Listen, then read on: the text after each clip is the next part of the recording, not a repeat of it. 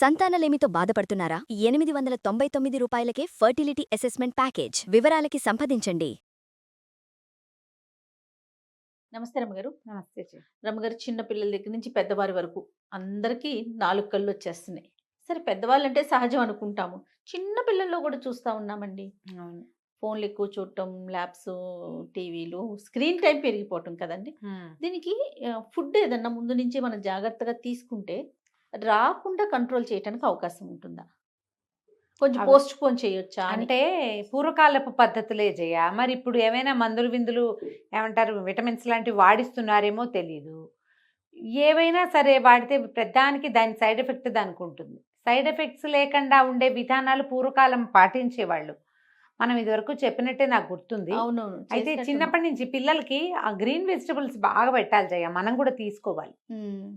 పచ్చని వాతావరణాన్ని చూడాలి, ఓ ఎండ చూడాలి, కంటికి మంచిది. ఇప్పుడు అసలు గగనంగా ఉంది ఎండ చూడటం. ఎండ చూడడము, కొంచెం పచ్చటి వాతావరణంలో పిల్లలు పరిగెత్తడము, ఆడుకోవటము, అవి చాలా అవసరం. పళ్ళు బాగా తినటము, చక్కగా ఫుడ్స్. ఈ పిల్లల్లో చూస్తామా ఏమిటో ఒక 4-5 కూరలు లెక్క పెడతారు. ఆ 4-5 తింటారు. అవే బంగాళదుంపలు, అవే ఆలుగడ్డలు, అంతే. ఓ కాకరకాయ తినరు, ఓ పాలకూర తినరు, ఓ బచ్చల కూర తినరు. అసలు తల్లులకు కూడా బచ్చల కూరలు అవి చేయటం రాదు. అవును.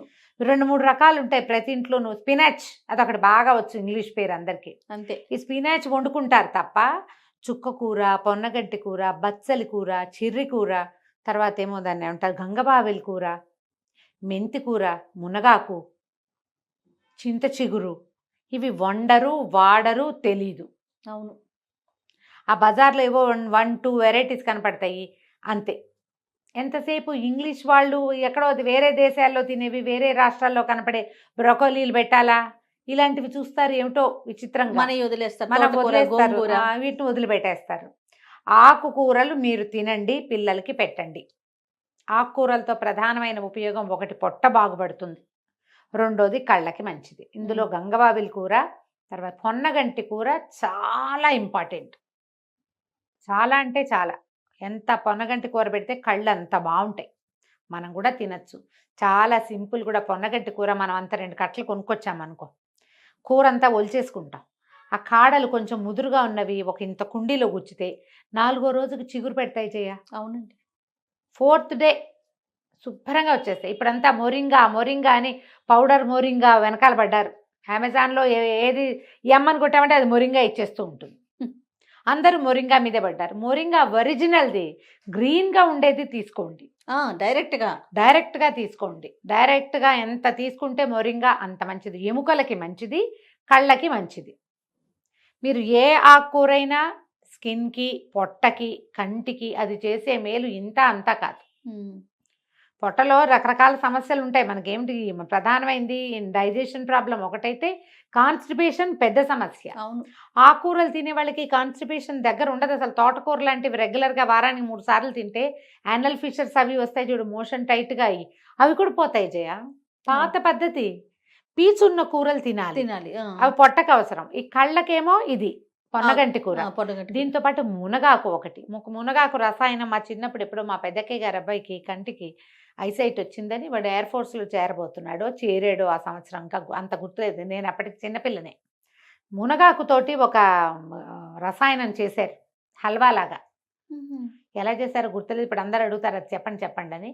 నాకు గుర్తులేదు సీరియస్లీ. మాధవరావు పెద్దనాన్న గారిని ఆయుర్వేద వైద్యులు, హోమియోపతి కూడా చేసేవారు. కైకలూరులో ఉండేవారు. మా నాన్నగారి ఫ్రెండ్కి అన్నయ్య. ఓహో. ఆయన మేము పెద్దనాన్నండి వాళ్ళ సుబ్బారావు పెద్దనాన్న గారు. సుబ్బారావు పెద్దనాన్న వాళ్ళ అన్నయ్య గారు మాధవరావు పెద్దనాన్న గారు. పెద్దనాన్న గారే అలవాటు. ఆయన చేయించారు ఈ మునగాకు. అంతకుముందు నాకు గుర్తులేదు జయ, మా ఇంట్లో మేము మునగాకు తిన్నట్టుగా. ఎప్పుడైనా పప్పులో వేసేవాళ్ళు. పెద్ద మునగ చెట్టు ఉండేది మా దొడ్లో. నాకు గుర్తే లేదు నిజంగా. కానీ ఆ తర్వాత మేము మునగాకు వండుకోవటం మొదలుపెట్టాం. నేను ఇప్పటికీ కనపడితే మునగాకు వండేస్తాను జయ. నేను ఎట్లా రమ్మగారు? పెసరపప్పు వేసుకుంటాం. అసలు 5 నిమిషాలమ్మా పొడికూరలాగా వండుకుంటాం. లేతాకు వండాలా? ముదురుదైనా ఏం కాదు. పొయ్యిలో ముకుట్లో పడేస్తే చిన్న చిరుచేదు కూడా కాదు. మనం కొంచెం పాళంగా పెసరపప్పు వేసి మునగాకు దాన్ని చక్కగా వండేసి, మనం ఎలా ఈ ఊర్లో తిరగమాత పెట్టుకుంటామో కొంచెం జీలకర్ర, మినపప్పు ఇష్టం ఉన్న వాళ్ళు 4 వెల్లుల్లి రెబ్బలు వేసుకుంటే చేదు కవర్ అయిపోతుంది. పెసరపప్పు తాలూకు చప్పదనం ఉంటుందిగా, ఆ, కవర్ అవుతుంది. ఆకు ముందుగా ఉడకపెడతారా మీరు? అక్కర్లా, ఒకేసారి పప్పులో చేసుకోవచ్చు. మామూలు తోటకూర పప్పు ఎలానో అలా. అంటే మరి కుక్కర్లో పెడితే సుద్దా పేస్ట్ అయిపోతుంది. అలా కాకుండా మనం పొడిగా చేసుకోవాలంటే పెసరపప్పు కొంచెం పొయ్యి మీద వేసి అది 35కి ఉడికాక మునగాకుని శుభ్రంగా రెమ్మలు వలిచేసి కడిగి నీటిలో వేస్తే అది ఇట్లా తేలిపోతుంది. అవునవును, బాగా జాడిచ్చి కొంగళి పురుగులు ఉంటాయి చూసుకోండి. మెయిన్ అది అదొకటే కొంగళి సమస్య. పురుగు ఉంటుంది. చక్క పుల్లలు లేకుండా తీసేయటం, ఈ ఆకుకూరనైతే ఆ పప్పులో పెట్టేయటం, కొంచెం ఉప్పు పసుపు చల్లి మూత పెడితే డోమ్ దగ్గరగా పెట్టామంటే ఉడికిపోతుంది. పైకి కిందకి కలిపేసుకుని బాగా అది బాగా ఉడికాక అప్పుడు మీరు తిరగమాత పెట్టుకోవటం మీద దాని మీద మీరు పొన్నగంటి కూర ఇలా చేసుకోవచ్చు, మునగాకు చేసుకోవచ్చు. ఈ 2 చాలా ఇంపార్టెంట్ కంటికి. ఓకే. విస్తారంగా క్యారెట్లు తింటాం, బాగా క్యారెట్స్ తరచుగా వండుకోవటం. పిల్లలకి బాక్సుల్లో క్యారెట్ పరోటాలు చేసి పెట్టండి. క్యారెట్ కూర ఎంత 5 ఎంతసేపు? 5 నిమిషాలు నిమిషాలు అయిపోతుంది. 5 నిమిషాల్లో అయిపోతుంది. తరచుగా క్యారెట్లు పెట్టండి. అవి కూడా చాలా అంటే చాలా మంచిది. జనరల్ హోమ్ రెమెడీస్ కళ్ళకి అంటే ఈ 2 చేయాలి. ఈ ఆకులు 2. ఈ ఆకులు 2 బాగా పనిచేస్తాయి. ఏ విటమిన్ అవి ఎక్కువగా ఉన్నవి. పప్పాయ కూడా తినాలి. ఎక్కువ తినమంటారు. పప్పాయ కూడా తినమండి. అదే చెప్పొద్దున్నా, ఫ్రూట్స్లో పప్పాయ అది కంటికి చాలా మంచిది. మనం ఏడాది లోపల పిల్లలకే పెట్టేసేయచ్చు కదా. అవును. పప్పాయ సులువుగా ఇందులో చూడు మళ్ళీ ఈ పప్పాయ కూడా పొట్టకి మంచిది.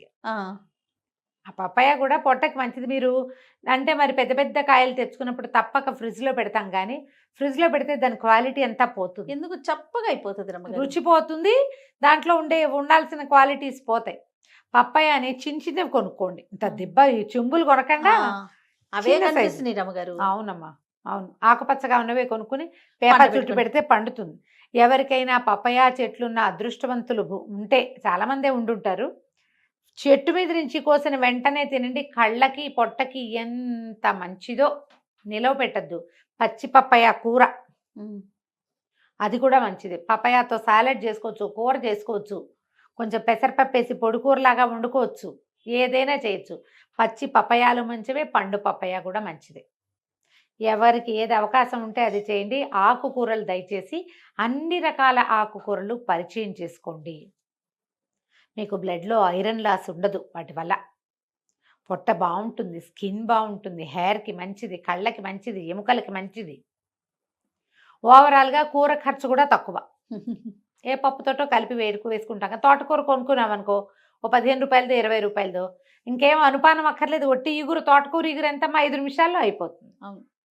ఫ్రై అంటారు మా సచివత్వ వాళ్ళు, తోటకూర ఫ్రై చేసి అంటారు. ఫ్రై కాదు, ఫ్రై అంటే నూనె పోయాలి కాదు, ఇగురు పెట్టుకోవాలి. ఇంతే, నెయ్యి ఇంత, ఒక అంత అల్లం ముక్క సన్న ముక్కలు తరగండి. వెల్లుల్లిపాయలు వేసుకోదలుచుకుంటే వేసుకోండి, నేనైతే వేయను. ఇవే బాగుంటాయి, అల్లమే బాగుంటుంది.